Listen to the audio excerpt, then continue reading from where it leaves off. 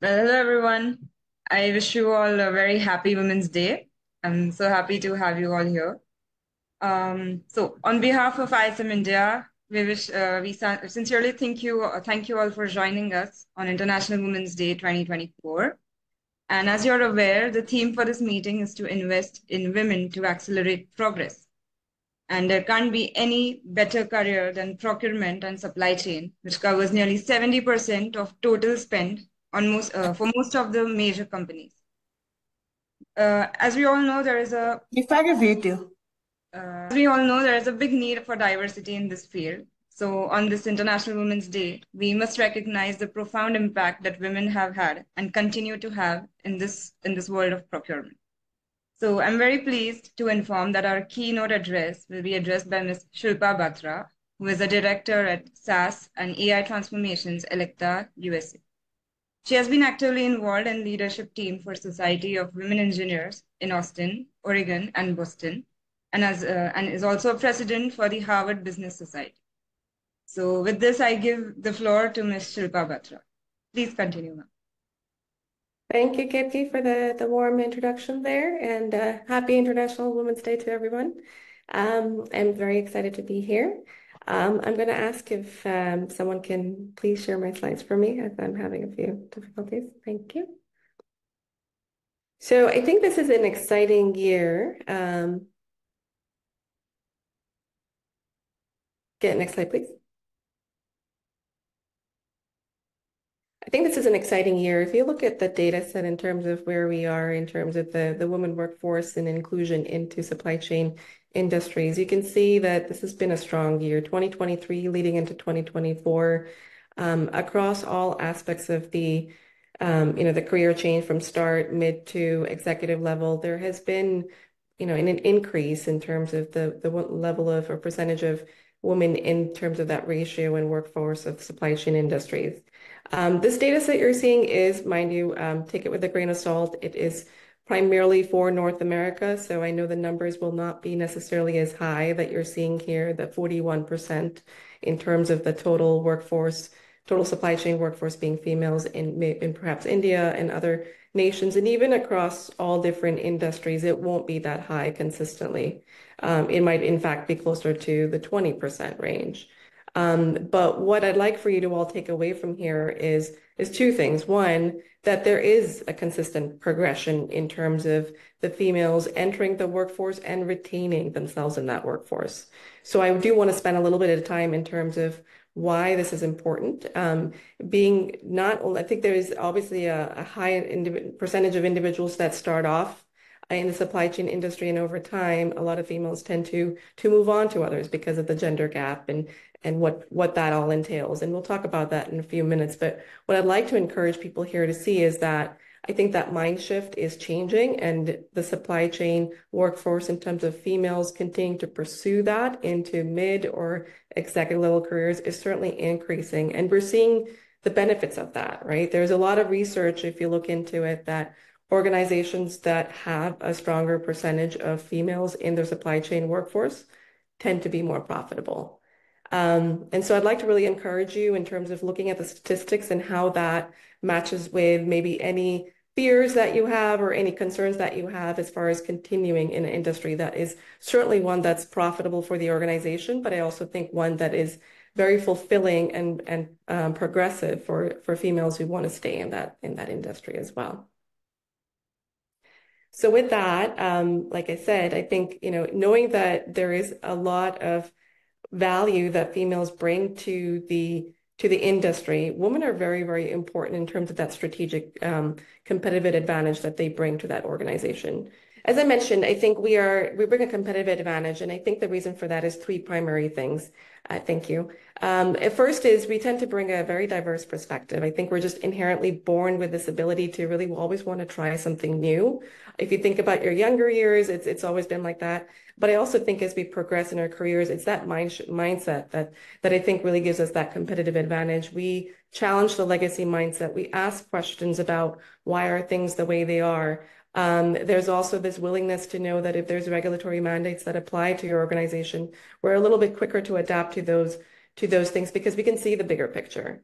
And also in terms of supply chain transformation, there's a lot of new technologies out there.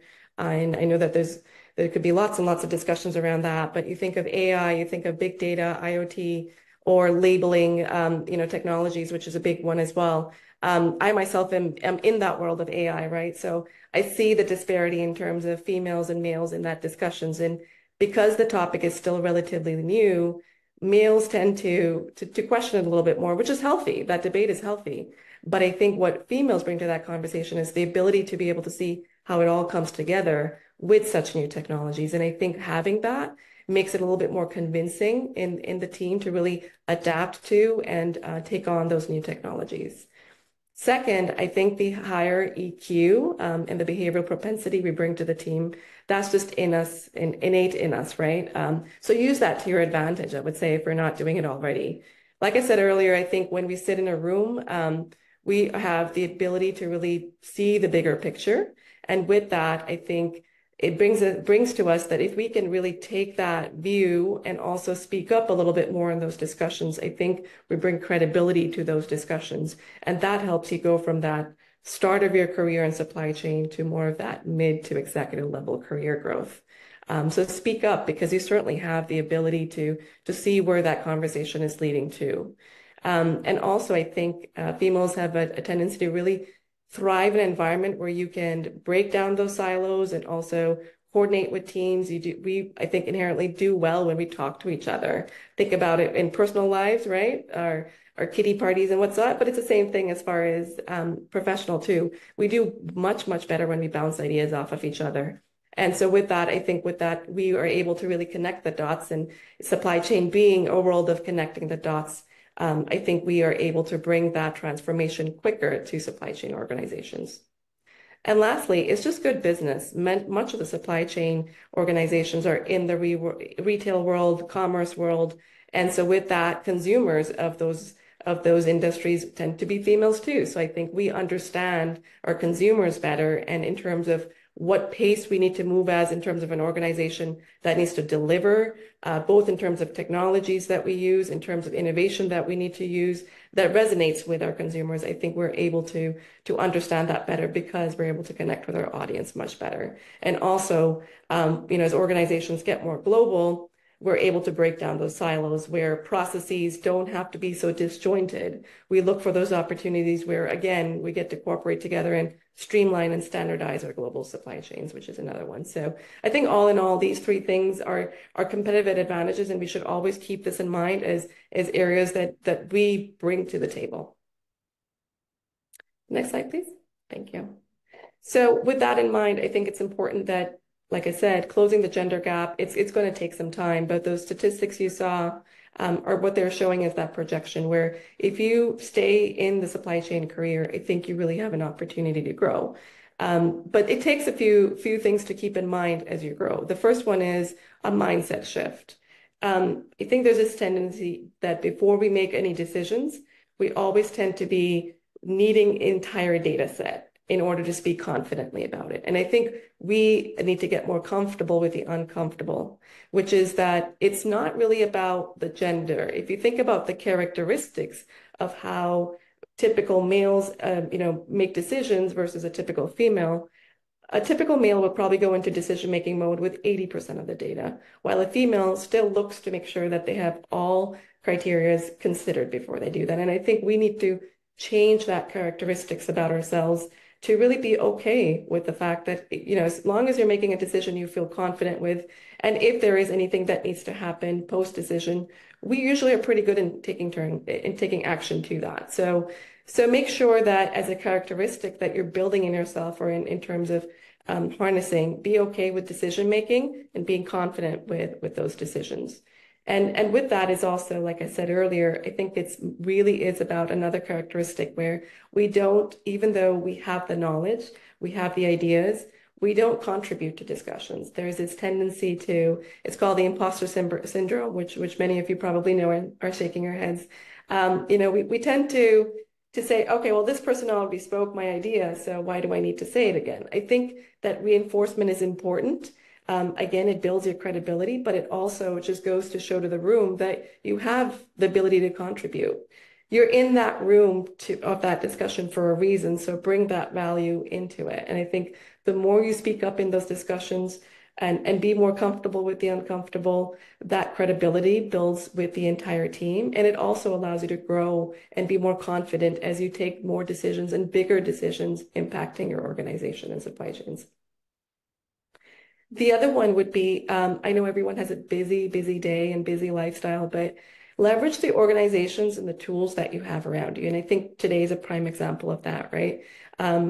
ISM-INDIA is certainly one of those organizations that promotes the female workforce continuing to both start in the industry, but also retain in the industry. So if there are certain technologies that you're interested in or certain conversations or skill sets you want to build, continue to do that. And also, these organizations really help because it allows you to build your network in a way that's not necessarily related to your day-to-day work that you do. So again, helps you build that breadth of perspective, but it also allows you to build what I call your personal advisory board, right? You always have an advisory board for organizations. It's no different in your career as well. So build that network of allies, but then also give back. So when you do your networking or when you join these organizations like this, and at least personally, this is one that I think has really helped me grow in what has been very male-dominated industries, is have your personal advisory board, but also be a mentor to others.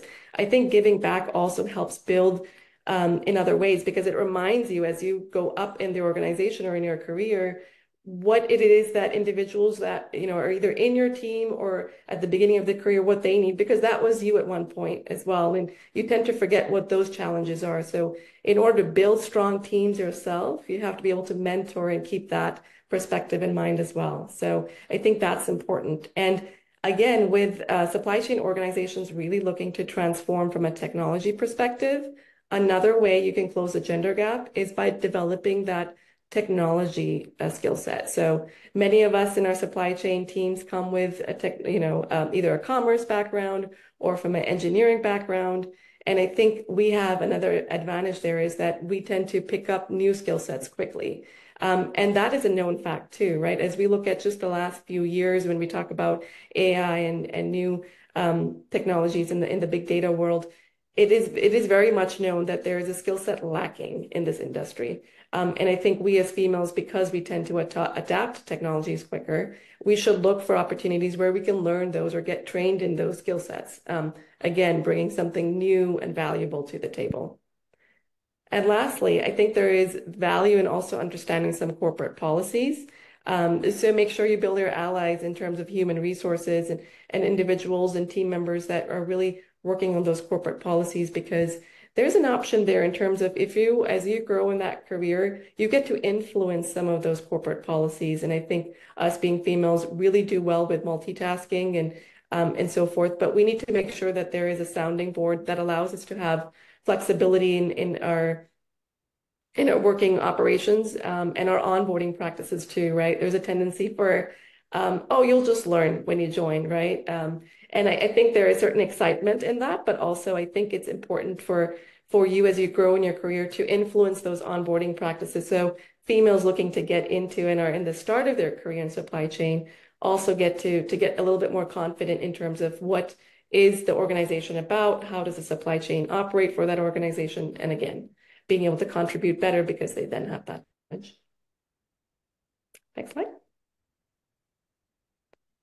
So again, I kind of mentioned this a little bit through the discussion here is that whether you're at your start of your career, mid-career, executive career, I think there is different aspects you can think about or focus on, right?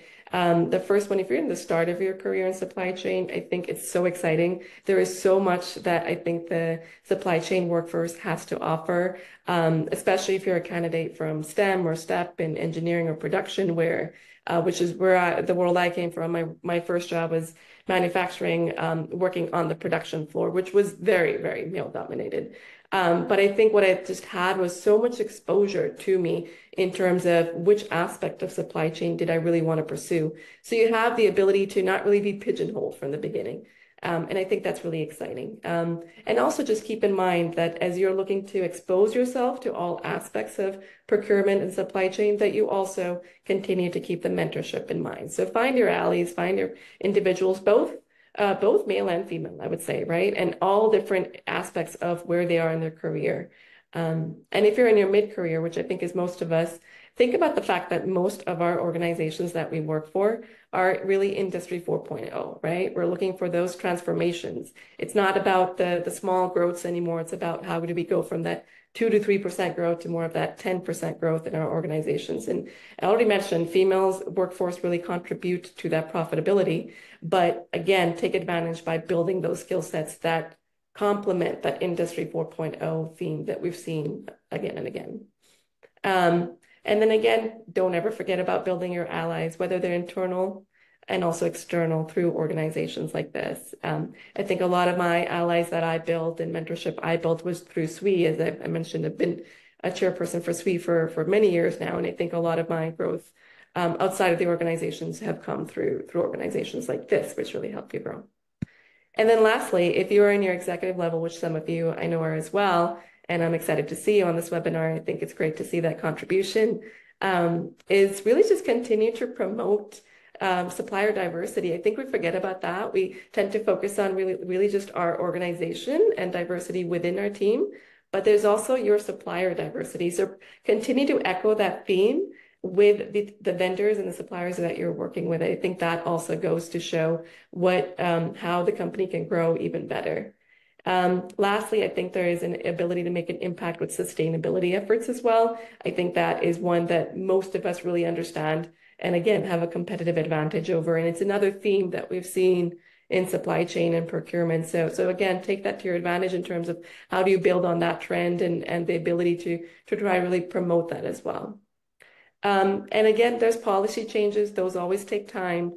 But as you get to your executive level positions, I think you can influence that a little bit more. And so continue to build your teams that are a little bit more, diverse and also inclusive. And I think inclusion is really the theme that we're really looking to get to here. So those would be my advice. And so again, thank you for the time and thank you, Keitke, for the introduction. And I know there's an exciting panel discussion about to start here, but again, Happy Women's International Day, and I'll take any quick questions. Otherwise, thanks again.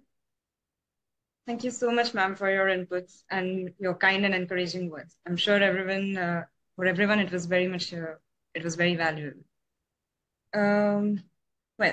Moving on to the panel discussion, let's welcome Dr. Saroj Kaul, who is Professor of Supply Chain Management at Jindal Global Business School in India. Her industry, teaching, and research experience spans of 35 years. She is a life member of System Dynamics Society of India and is also on the advisory board of several educational institutes in India, where her contributions to the advancement of student community and modern teaching philosophy are very well recognized. So let's welcome our moderator, Dr. Saroj. I hand over to you, ma'am. Thank you very much. Thank you, Keitke. So first of all, I should thank Shilpi for a very, very topical and relevant presentation. What points I could take from her is ability to see the big picture, the experience of the female workers, the confidence in their ideas. This gives rise to credibility. They can leverage technology. They are very well adept to coordinate. They need to work on their skill sets because they come from diverse backgrounds. And this all together gives rise to a very good competitive advantage for the individual as well as for the company. So that is why we can move from the 2% to the push to the 10%. I can only add that as the domain of procurement is making its mark globally, we talk about sustainability, we talk about AI related, we are talking many, many things these days, but women are making their mark in the domain of procurement.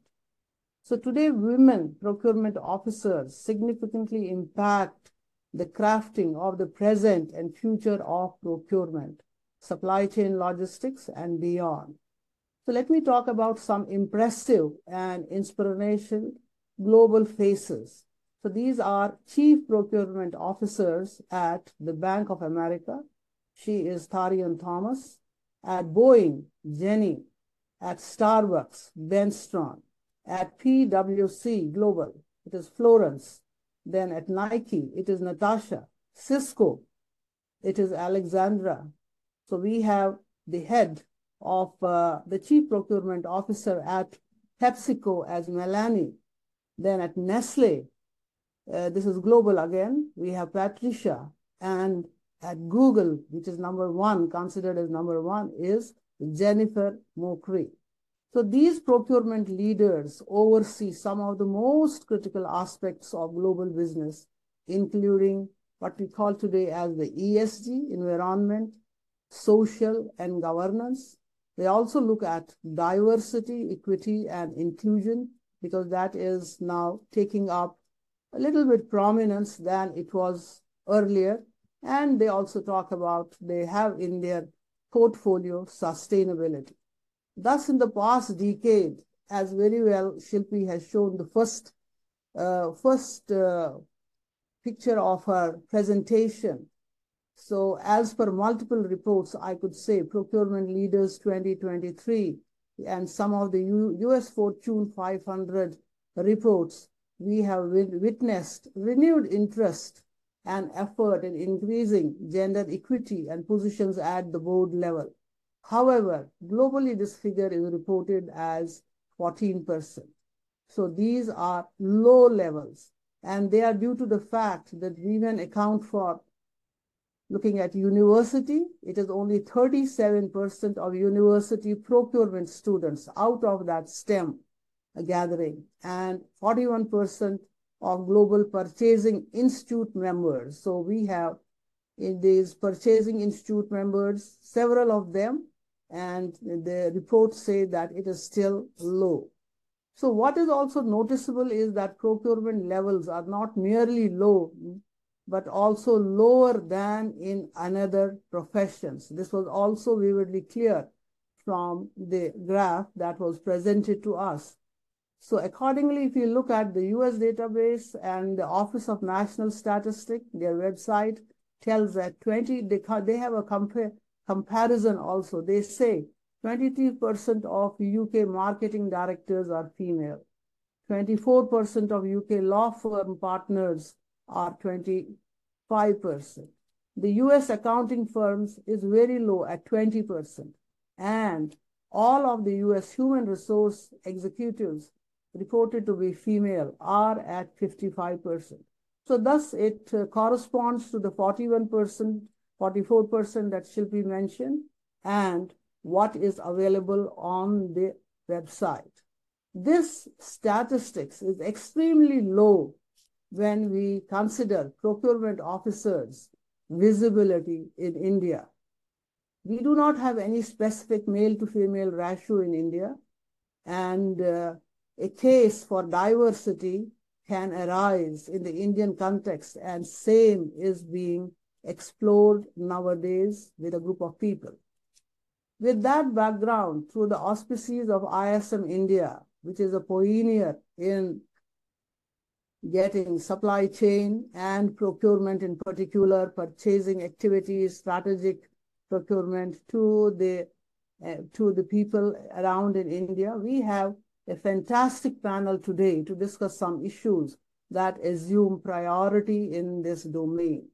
We can say that the themes today will move from glass ceilings to purposeful procurement, team building, collective action, to career advice, and a future outlook. We will have 2 rounds.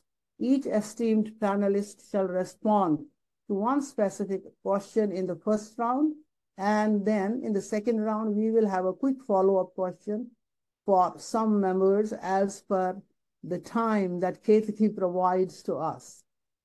So to begin with Ketki, we have Meenakshi Natarajan. Ketki is there? Okay. So until she puts up the background slide for Meenakshi. So I can say Meenakshi is a global sourcing manager at Air Products. This company is known for its world-scale industrial gas complexes, focusing on the greening part. Meenakshi, please describe how would you have leveraged your role to drive positive social or environmental impact through your procurement practices? Over to you, Meenakshi. Thank you, Saroj ma'am. Hello all.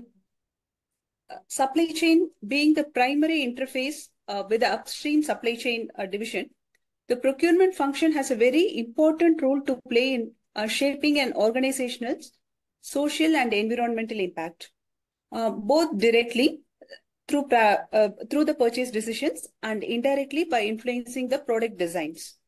So this can be achieved through sustainable procurement. Sustainable procurement mainly focus on environmental, social, and ethical factors into the procurement process and also promotes a fair labor practices, human rights, and diversity and inclusions within the supply chain. So some of the sustainable practices I followed and implemented over these years as a procurement specialist are mainly related to the supplier selection process, choosing the transportation mode, choosing the environmental friendly materials, equipment for the new product development. So when I say about the supplier selection process, the preference will be given to the women-owned enterprises and the companies owned by the military veterans and so on. And also during the supplier evaluation process, we ensure that no child labor is engaged, and we also check the ESG impact, environmental, social, and governance impact of the suppliers. We have some reports, DNB is one among them. So through that reports, we will find the ESG impact of the organization. So this way we ensure that the compliance to the social and environmental factors. And during the contract formulation and during the negotiations, we also ensure that the packing materials shall be recyclable, or we will encourage the suppliers to use the recycled products for packing, all those stuff. And the second area where I want to touch upon is the transportation. We call as green transportation. So in this transportation, we always encourage to bundle the requirements and transport through sea instead of road, air or rail, because the CO2 emissions through the sea transport is very low when compared to the CO2 emissions when we transport it through the road or air transport. So this is one of the area. And the other one is during the product development phase, mainly our organization is into developing the new products. So during the product development phase itself, we ensure that energy efficient materials and products that don't affect the environment are being used or being recommended during the product development stage. So these are some of the areas where I leverage my role to drive the positive social and environmental impact. Thank you. Yeah, thank you very much. Sustainable procurement, which includes ESG at various levels. This purpose has been your mantra since it has impacted the organizational's, let me say, profit and profitability. It should be like that. Thank you very much. Thank you. Yeah. Next, we have Priya Malhotra. She is DGM at AWFIC Space Solutions. She is with us. I can see her. Yeah. She is a multifaceted personality as per her LinkedIn website. So Dr. Malhotra, in your role, how would you advocate for collaboration and inclusion within your organizational's procurement team, fostering diverse perspective and voices? Hello all. Good afternoon, ma'am. Chance Parsh. So, as you said, how I'm advocating my role within the procurement division. So, let me explain my mantras, how I'm dealing day on day with my team. So, there are few tips and tricks that I'm using my day on day procurement things. So, we can use basic strategies to foster diverse perspectivity and voice within the team. First of all, as a leader, we need to set up a clear vision for the team. So clear communication, the importance of the collaboration and inclusion within the procurement team. Emphasize how diverse perspective can lead to better decision making and innovation. Second, lead by the example, like demonstrate inclusive behavior in our day-on-day interaction with the team members, actively seek out and valuable from the team viewpoint during discussion and decision making of any kind of case we are closing, right? So we need to take a overview of our team also, like either we are doing correct or not. Third and important point is to establish a safe space for dialogues where team can we need to create an opportunity for the team member to express their opinion and ideas openly without fear of judgment, right? Encourage and constructive feedback and clear communication we need to do with our team so that they can openly come to us and deliver their thought process on any kind of things we are doing our day on day activities. Fourth is promote diversity in hiring. Like we need to encourage our HR to implement inclusive hiring perspective to attract candidates from diverse gender and background, right? So we need to hire like a ratio of male and female within the department so that the balance should be there, and from different background. Like if I'm doing IT procurement, so I need to have some IT manager who can handle IT thing. If I'm doing operational procurement, so we need to have some operational manager who have understanding about the operational or project products, right? Third, we need to provide proper training and workshops to the team so that they can enhance their communication skills, their work skills, and come up with their best within them, right? There is one point, this is the encouragement of cross-function collaboration, which is called. So I'm generally promoting this activity within my team. So facilitate and collaboration between the procurement team and other departments that we call the stakeholders of the organization. This can help break down soils and promote a more inclusive approach to decision making. Like if we are doing something, if we are closing any case, so we need to have collaborative discussion with the stakeholders and with the team, so mutually we should come on some kind of conclusion. Next, recognition and reward. So we need to recognize or acknowledgement and celebrate the team member who are actively promote collaboration and inclusion within the procurement team. This can help reinforce the importance of these values, encourage mentorship program within the team. Like if we think that there is a team member who can be a manager or senior manager or can be promoted, so we need to encourage the mentorship program or you can say the promotional activity. So the last point that is the regularly review and adjust practices. So continuously evaluate your team process and practices to ensure they are inclusively and adequately closing their thing. Solicitate the feedback from team members and be willing to make changes as needed. Establish metrics to track your team work and behavior with the other stakeholders. So by implementing these strategies, a procurement leader can create a more collaborative and inclusive environment within the team and fostering diverse perspective and voice that ultimately lead to a better outcome. Thank you. Yeah. Thank you very much. With the tips that I also got, training, communication, lead by example, have a space safe for dialogue, look at diversity at the time of appointment. Basically, these are all team building exercises, and moving and allowing people to move to leadership roles. You have showcased that building bridges become important. Hence, I can say you are genuinely in love with the procurement domain. Yeah. It's all your education, ma'am, that you are providing. Thank you so much, ma'am. You are touching all the various facets of the procurement domain. So Just now on the panel, we have Anisha Khanna. She is the Chief Procurement Officer at Comviva India. Comviva is an IT consulting and service company. It may not be as large as Wipro, but still it has a very good impression on all over the area where it is supplying its consultancy and service companies.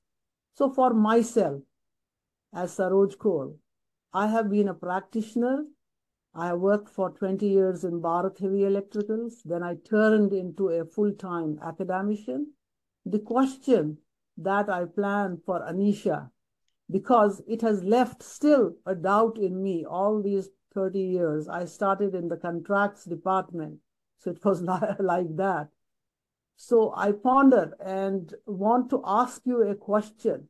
Imagine a future where women are equally represented and empowered in procurement leadership roles. What would that future look like? And how can we collectively work towards achieving it? We have heard Shilpi talking about that there has been improvement. I gave names of about 10 top chief procurement officers, we female officers. Then the two people who were in the panel, they also talked about what is called as their viewpoint in improving, increasing. But Anisha, this is a very tough question, and I know you will be able to solve it. What would that future look like, and how can we collectively work towards achieving it? Sure. Thanks a lot, Saroj ma'am. And first of all, very grateful to ISM to give me a platform on this special day to interact with I think a cream of the industry and such top professionals here. So just to give a very briefly, I will just talk. Comviva is basically into a telecom provider. It's basically a part of Tech Mahindra, and spread across. We are providing services to, and rather products across 125 odd countries. Now, managing a CPO role, a Chief Procurement Officer, and I have been part of this organization for last 10 years.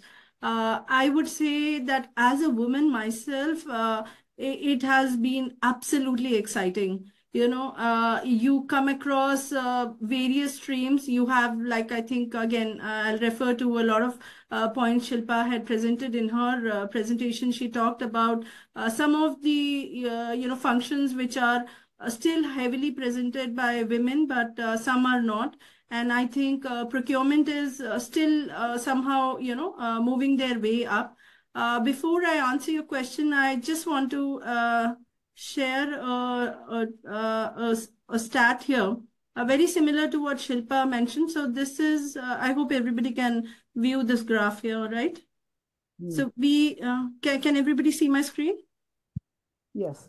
Okay, great. So women in supply chain, if you see the levels of the leadership roles here, we are talking about, the overall workforce around 40%, probably very similar to what, again, Shilpa had talked about. But the first line managers, senior managers, directors, VPs, and then CPOs. So if you see the last percentage here, 15%, that is where is probably an issue where maybe over the years it has improved by a couple of points more.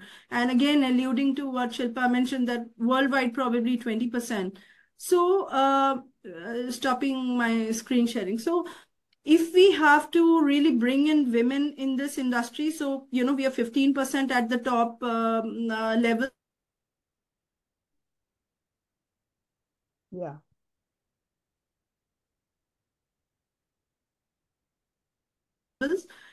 Of having a woman procurement person, I will just add 3 more points there.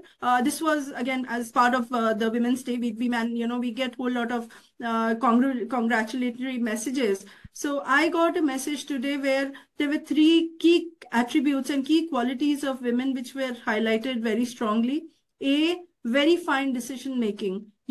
All of us women, we have an eye for detail. We like to go in the intricacies of the thing, though sometimes it works reversely for us when, the imposter syndrome comes, or when we feel that we are not ready with 100% of the data, and, men with 80% can jump to that decision. But that is a very good advantage for taking a decision on any of our transaction, any of, closure of our deals, etc. So that is number one.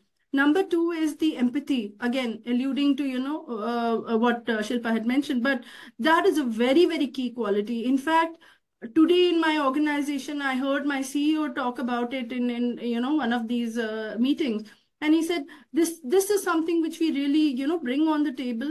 And especially procurement as a role, we are interacting with people, stakeholders, partners, I mean, across so many regulatory and supply chain and everybody. It's not a role where, you're just quietly sitting doing an individual contributor kind of a thing. You're doing people management and it's like you're dealing with people, human. And human, if you don't have that quality of empathy, I don't think, I mean, you can really excel. So that's another key aspect. And I think the last is the better customer orientation. The way, because of that empathy or that those qualities which we women bring the way you can engage, the relationship building, be a partner, be a customer, so both angles. Now with these qualities, I mean, just imagine what the future will look like with having women around. I think it would be bliss. It would be what Shilpa said again, it will translate into absolute dollars for the organization. How we can bring that extra bit value in our deals is uncomparable to, probably some slack will be left if our counterparts were to, crack those deals. So undoubtedly, we have that 15% as, the top leadership professionals where women need to really get onto that. And, with all these qualities which we bring under our belt, it's just going to be phenomenal. How we can do it, I'm sure, Priya just talked about, those tricks and tricks of the game. How do we get more and more women here? But I think the final answer is how we internally, we have that fire in us to really excel at our work. We women, and again, this was a discussion I was happening in our morning cup of tea with my colleague. We love to give, 100% to everything. If it is parenting, we'll give 100% to that. If it's some one particular dish, we will get, our all our energies into it. And if it is a work related issue, a deal we have to crack, we will get all the data around it. We will create a negotiation strategy. We will do our research for the partner. We will do competition. We will do everything under the sun to really get there. So that is the how part of it. But the future will be far, far better. And I think the McKinsey's and so many of researchers, again, alluding to Shilpa's point, there has been a equation established. More women workforce is equal to, more bucks, profitability, and so on and so forth. And procurement, I mean, I think all of us agree, procurement is that cog in the wheel which adds to the bottom line. So while within an organization, it may be treated as just a delivery organization, but in our current situation where all the prices are going down south, we add that delta, we bring in that saving to enhance the EBITDA of an organization. So again, that 70% of spend which we are holding on, we women have that big purse of the organization. We clearly, are bringing a lot on the table. So I think, I mean, that's there and all of us would probably agree to that. Yeah, Thanks, ma'am. Thank you very much. So I take some important points from your visionary thinking, because it is still that can we move on to 50% of workforce for females in the procurement? So that it is touching towards that if we can see through. So decision making, empathy, customer orientation, and this will give rise to more women if they are employed, and eventually it will be more dollars for the company, and that is what would be helpful. So this is a visionary example of a visionary thinking, and I praise your the team. I cannot say the team building spirit, but the female team building spirit, and which will give rise to collective actions, and hopefully we will be able to have it. Thank you. Thank you. Yeah, thank you very much. Now that brings me to seek another similar question from Priya Srivastava, the Global Head of Procurement at Wipro. So Wipro, we know that it's a very large organization. And Priya, what concrete actions can large service companies like Wipro take to create a more equitable and inclusive culture within their procurement departments? Sure. And Thank you. in turn, empower women to thrive. Sure. Thank you, Saroj ma'am. And very good evening to everyone. Very, very humbled to be a part of this esteemed panel today on this special day with so many women around and being Women's Day, talking on something which is very close to all of our hearts, women, that I can see on the screen, right? So, I think we couldn't have asked for a better day and a better topic. So I have to first thank Kishan sir, Saroj ma'am, and everybody. We attend panel discussions, but I think we are here in heart and soul today. So again, thank you very much. And yes, ma'am, absolutely. So I can only say, we take a lot of pride as Wiproites today. We are a part of the Global Procurement Organization at Wipro. We are a centralized global procurement team of 170 people who manage $2.5 billion of global procurement for Wipro. And again, with a lot of pride and humility, I can say that at Wipro, we've made very conscious attempt to ensure that we have diversity, equality, and inclusion inbuilt into our very ethos as an organization. And we are making a lot of conscious efforts to ensure that in procurement, we get a lot of women across the organizational pyramid. So, like Shilpa and Saroj ma'am said, I think from an industry perspective in procurement, we have long to go, with regards to our representation as women in procurement. But I do see organization taking drastic steps. I see the organization change. I see a climate change within organizations where we are making a mark. Organizations are opening up to the very thought of us women being a part of the organization structure across levels in procurement, right? And like Anisha also mentioned, I think all of us can't believe more that we can do a better job. Right. So absolutely agree with this. But ma'am, to come back to the question, there are a few things from a large organization perspective that I would want to share, because I've been a part of Wipro for about 14 years now. And like we said, very large organization, and absolutely humbling to see a lot of things and efforts that, I see Wipro as an organization, and I hope the other large organizations do, to ensure that we women get that visibility, we get our right place. To start off with, I think the most important thing is a leadership commitment. Top leaders championing diversity, equality, inclusion, and setting a tone for the organization, because it's a top-down approach, right? This very ethos of women being equal needs to be ingrained in the culture of the organization for it to then trickle down and for everybody across organizations to look at us as equals. Right? We're not asking for anything more. I think the only ask is to be us treated as equals, as equal as somebody else doing the same work as us. The second, I think, again, diverse representation, right? Recruitment and promoting women across organization, across levels is something which I see us doing. And I would also look at that as something which large organizations can put conscious efforts to ensure that they bring in a lot of women workforce, right? Followed by ensuring we have inclusive policies and practices. All we are saying is equal pay for equal work. We do the same work as somebody else does. We should be paid as much as the others. Let us have the same policies and benefits across organization without differentiation. That's something which large organizations can again have to ensure we don't feel differentiated. It's a very basic ask, which I'm sure large organizations are doing, but I think it would have a very significant impact on us.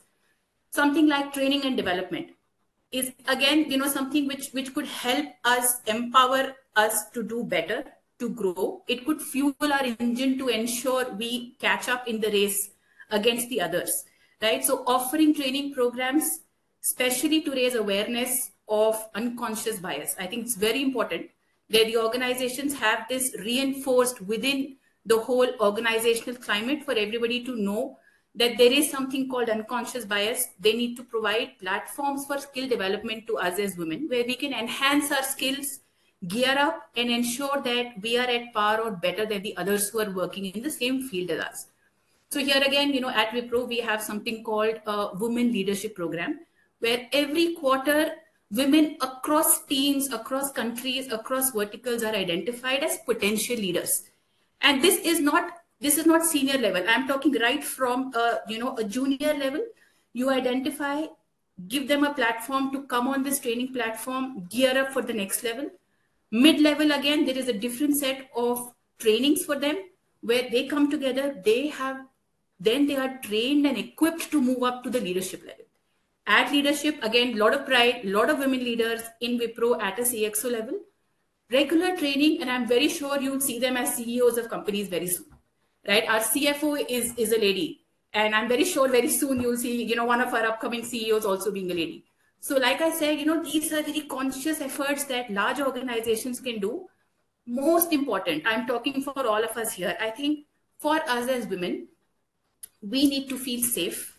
We need to feel respected. We need to have a sense of belongingness in the organization.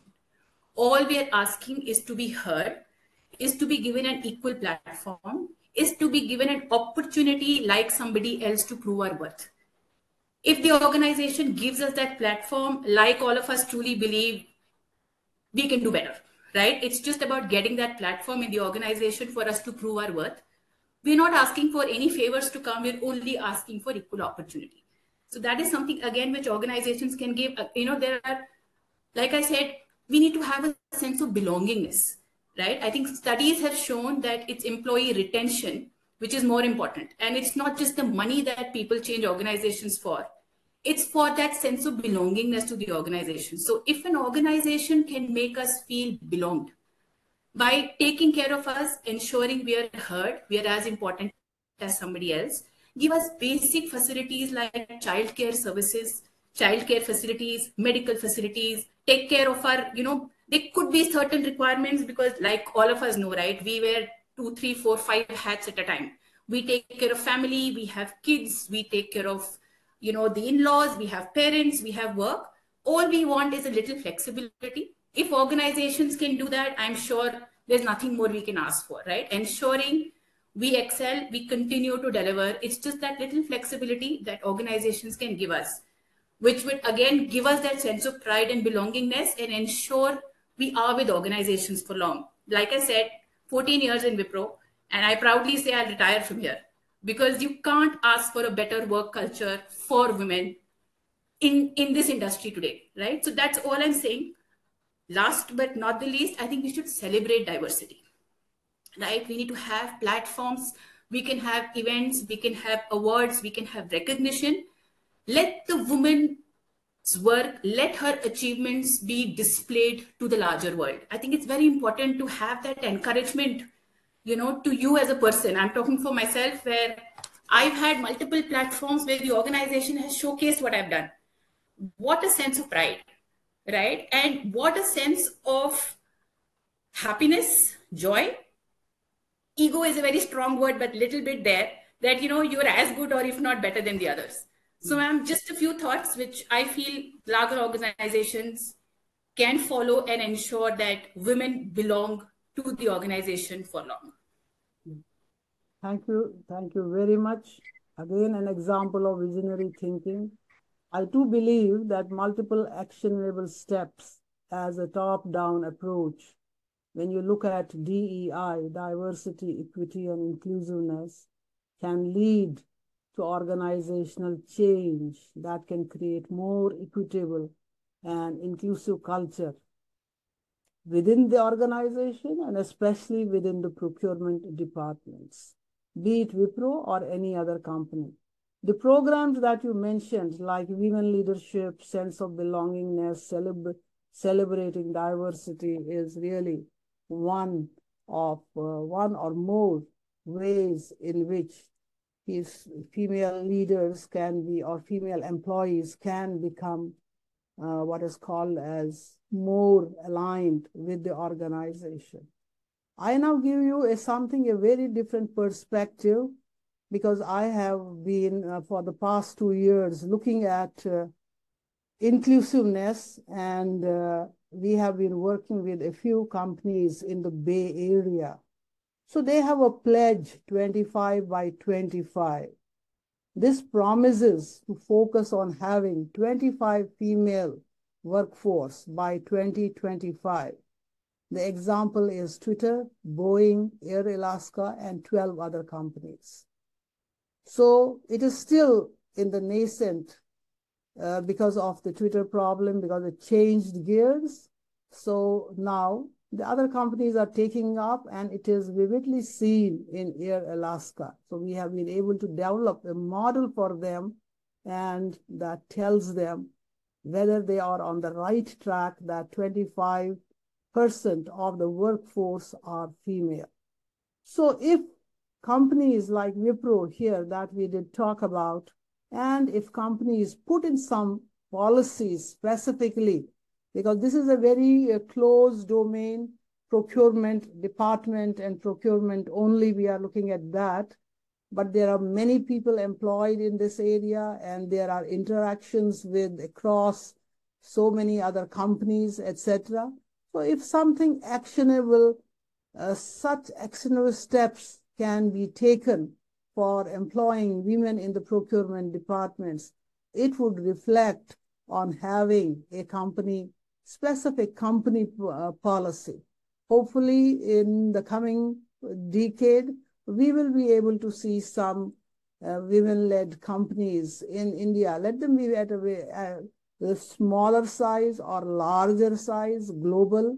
And if this policy gets reflected, so what about saying 30% of female workforce by 2030? It would be a wonderful example of showing diversity and equity and inclusiveness. And that will also ensure what we had on the first, that from 44%, can we move on to the 50% of employees within female-led employees within the organizations. Thank you very much. So now we have Sonia Menda. She is the category supplier manager at Micron Technology. I have to understand what the role really is. And I could understand that she has a great story to reveal about transitioning from a local into a global role. Sonia is there? Yes, thank you so much, ma'am. Thank you so much for firstly having me as one of the panel members today. I'm really really excited to be here. Sorry. Yeah, please listen to my question now. Sure. My question to you is, in your experience, because that you have moved from a lower because you were employed first time, and then you grew up in the echelons in the organization. In your experience, what specific skills or areas of knowledge will be crucial for success and advancement in procurement? Can you particularly advise on particular resources, on training programs that can be recommended for women who look to upskill and thrive in the procurement field? Sure, thank you so much. I think most of the panel members have already touched upon certain points that I want to cover. And as you can see with my experience, I've grown from like the lowest entry level to where I am right now, leading the entire travel and mobility category for Micron. I could not have done it without the network. I think Shilpa spoke about it, Anisha spoke about it, Priya touched upon it a bit. Having allies, having the network would definitely helps you grow in the organization, and also creating a network for you outside. In my experience, certifications like CPSM, now I'm pursuing CPSD, they have been really instrumental in my success and advancement in procurement.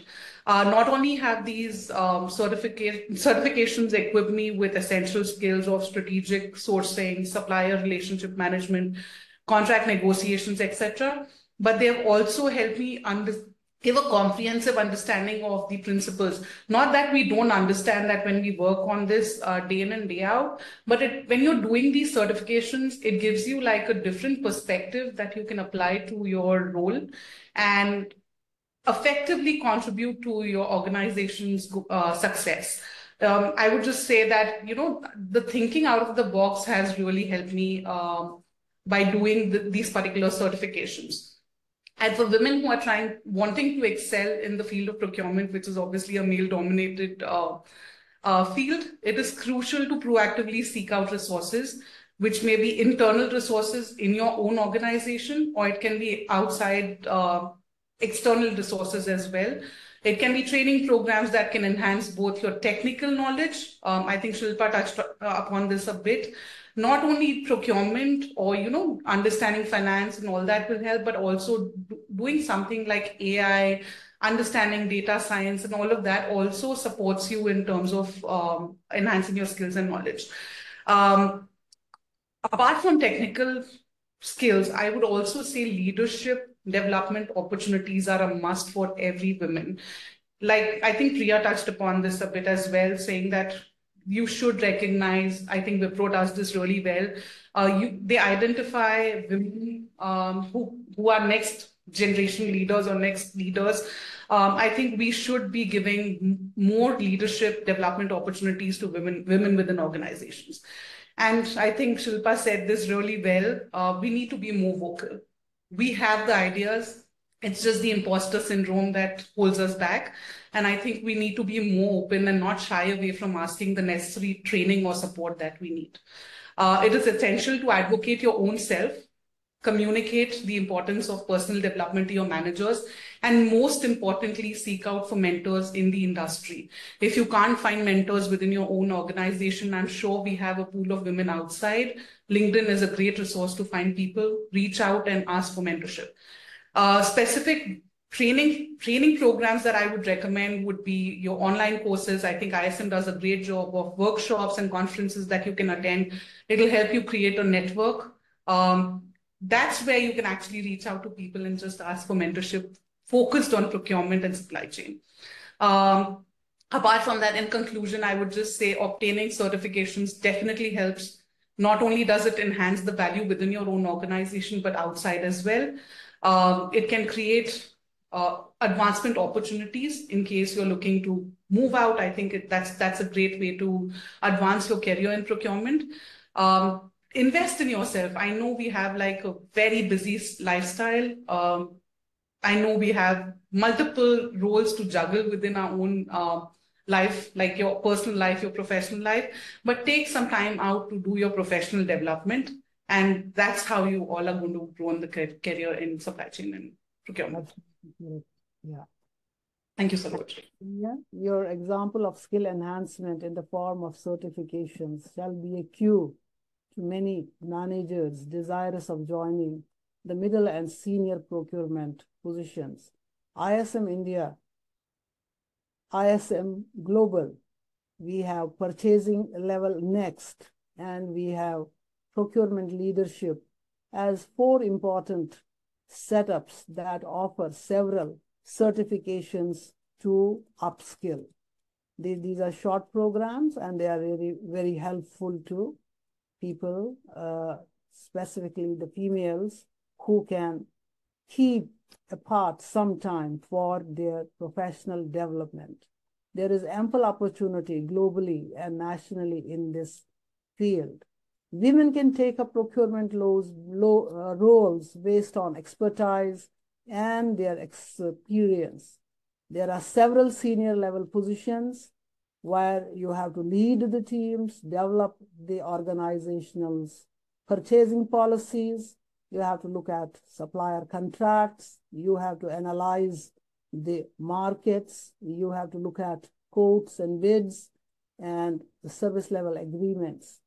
At the mid-level managerial positions, you can look at vendor contracts, managing suppliers, developing contracts through all the life cycle stages. We had an example from one of the panelists there. And look at the retention in compliance with board-approved policy. That becomes important. There is another role that I would like to say, that nowadays legal counselors are very important, play a very important role in the purchase and procurement department at my level when I had joined. So I was given a department and I had to build up, and communication was the first thing. And then only you could do any contract, any speaking with a vendor, any speaking with a supplier. So it started from there, and the interest and your own personal interest. So I grew up like that. But nowadays we have what is called a specific related oriented requirements, and that can be matched. World Bank talks about what is the percentage in India about procuring borrowers, being as a supplier country, consulting services, and this is based upon the India spends, that is 1/3 of its GDP. This is basically the public spending, and all sectors.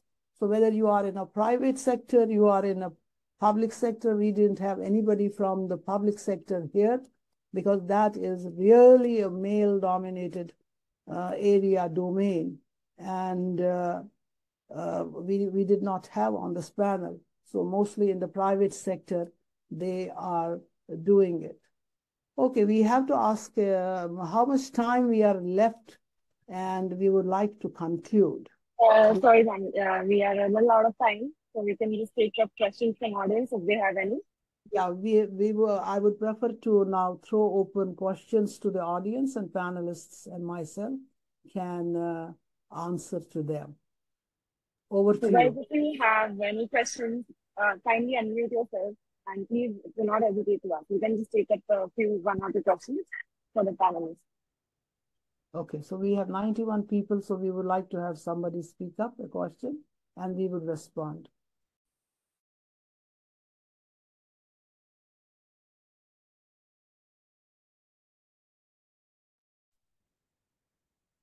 Hi, all ladies. I'm Kaveri, and wishing you everyone happy Women's Day. I have one question common to all, from Shilpa to Saroj ma'am. Yes, we all are facing time management issues. I think I'm not wrong, because of multitasking. Any of the specific practice you women follow, which has helped you over several years of time with your experience, and that is really an effective tool to manage your priorities, your overall time, which is really helping to give more productivity? Yeah, I would like to answer this.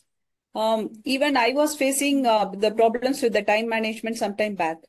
So that time I got to read a book, Eat That Frog. Okay. So which says that, so we have to complete the task that is very important, that we don't like it first. So by that way, we can complete the task immediately, and rest of the tasks that are not highly prioritized or something that can be postponed, that we can keep it, and we can do it at the later part of the day. So the important and the high priority task has to be done first. Be it dropping the child to school, or finishing the presentation, the important presentation for the office. So whatever you feel that is of utmost important, and if you don't like, try to complete that first. Thanks, Can I Meenakshi. just add one more point, Kaveri, and benefit to all, is also, a little bit more planning. I have seen this, and in fact, I have followed it for many number of years. I mean, it sounds very basic, but, a lot of things which you can do a little in advance, that really, really saves a lot of time, So, there are few tasks lined up. So if there is some pieces of it which you can plan in advance, rather than doing everything at the spur of the moment, that really helps economize a lot of your activities. So I'll just add to what Anisha said, right? I think we're all facing this problem. Personal experience again, and I reiterate to all women, you can't please everyone, right? Let's understand, you can't make everybody happy. It's important for you to prioritize, like Anisha and Sonia said. Let's understand, prioritize what's important, do that first, do the rest later. You need to have your boundaries, right? If somebody has a young child in the house, priority needs to be clear, right? If there's a meeting and you're getting a call from home, I've done it, just say, excuse me, come out. If you have an unwell parent in the house, priority, come out, take a call. Nobody is going to misunderstand you, right? It just ensures you are doing justice to what you think is important. For everybody else, everything is important. I mean, we are procurement people, right? People come to us saying we needed this yesterday. You can't please them all, right? Let's understand, prioritize, and yes. And if I can add to what Meenakshi, Anisha, and Priya said too, it's certainly the prioritization, planning, and certain books. I haven't read that one, Meenakshi, so I will do that. But I think the thing I'd add to that is, personally, again, it's been sort of trial and error to get it right. But what really helped me was waking up really early in the morning. So honestly, at the crack of dawn, to make sure that whatever I need to do for me, and now this is not work, this is not family, but for me, whether it's running, whether it's meditating, I take those 30 minutes for me, because for me, that is what sets the tone.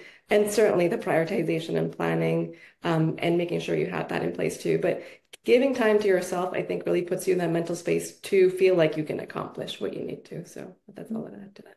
Yeah, it enhances your energy levels, So you have more energy by the end of the day if you've spent time for yourself. Yes, absolutely correct. So it is me, my priorities, and my people. Can I code it like that? Thank you very much. Any other questions, please? Thank you. One more question. In procurement, non-technical people don't grow in career. Are there any online courses for gaining technical knowledge? We got this question in the chat. So Yes, if I can answer, I am a non-technical person, surprise, surprise, right? I don't come from an engineering background.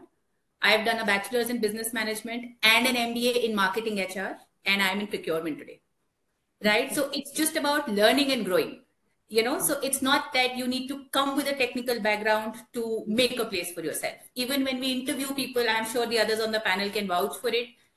I don't hardcore an engineer requirement for my job description, right? I think it's capability, it's experience, and it's your ability to learn. But today, if you ask me, I can give you specifications of hardware at the back of my hand. But that's not because I'm a professional, engineer. But I've learned it as a part of my growth in procurement. You start off from a junior level, you learn, you imbibe, you understand, and you grow. So, it's all about learning. You don't have to have a technical degree and background to grow. But yes, like you rightly said, you have to enhance your knowledge, right? I mean, I think ISM is a great platform, especially for procurement professionals. They have so many certifications that would give you that edge from a procurement perspective. And trust me, the technical competence comes with the job. It's just about you being open to learning intricate technical details of what you manage so that it gives you that edge to negotiate better. Yeah. So I agree with Priya on this place, but I also disagree with her. So look at the domain of project management. You cannot become a project manager until you have a PMP certification, right?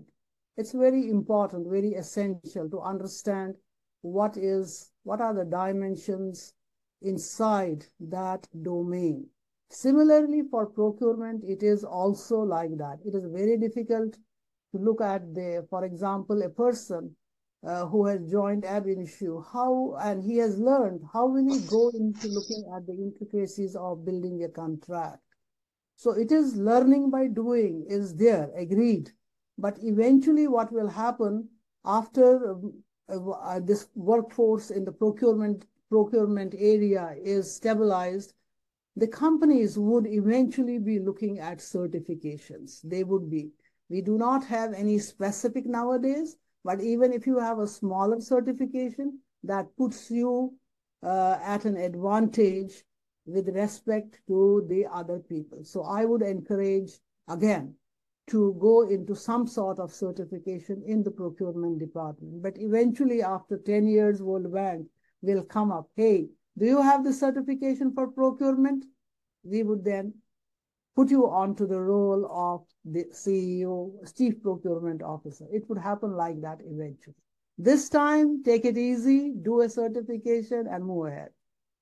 And it is your interest learning. So negotiations, how do you do? So you should have the best of the communications for a win-win situation.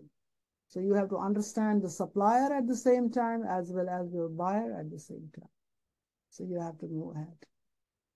Okay, any other questions so that we give it back to ISM? No. Just one last question I would like to take. Yeah. While seeking jobs and shifting the procurement domain, like as of now, I'm into public procurement, healthcare sector. I want to get into private steel industry procurement or IT procurement. I find it completely impossible to get recruited. What can we do in this case? Yes, anybody, any person? Yeah. Okay, I will take a take on this. From my experience, I am basically an engineer who joined Bharat Heavy Electricals long time ago, 1982. I worked there for 26 years in various roles. I looked after the ERP, I looked after their website, I looked after strategic management, reorganizations. But every time what used to happen is that my boss, who would either be a general manager or an or a ED, as they call them in public sector undertakings.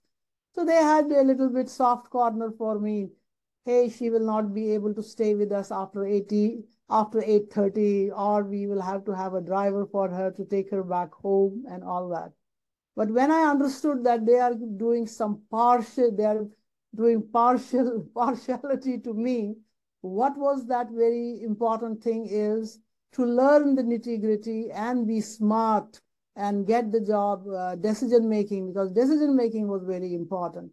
So that helped me. And then when I moved on to the private sector, and I may have written more papers, published more papers in vendor-supplier relationship, and how do you work on them. Some techniques, like we have AHP technique, we have the best worst criterion method. These are some methods that you will also eventually learn when you will have to do at it in the private sector. That was employed, and as consultancy, that is being offered to companies. So now your specific question is on moving from public to private sector. Yes, that is not a problem. Hopefully, it can happen. Have I been able to address your question, please? This question, Kirti? Well, yes. I think we can wrap up for today. And I guess there are no other questions. So I thank all the participants for joining. And I thank all the panelists and all the speakers for their amazing contribution and for the beautiful insights that they have given to all the participants. I'm sure it's going to be very, very helpful to them. So if you have, and I hope ISM-INDIA continues to foster women empowerment, and they will come up soon with more women-related courses to encourage women in this sector. I just would like to let participants know that if they have any doubts, any questions, they can always contact ISM-INDIA. And